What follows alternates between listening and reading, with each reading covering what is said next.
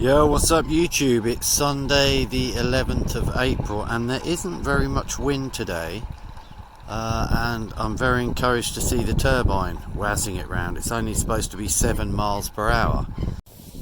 Show you how loose the chain is. And it really catches the wind well when it's like that. I think that little bit of slack, as I've said before, gives the blades a chance to move round, even only 1 or 2 degrees.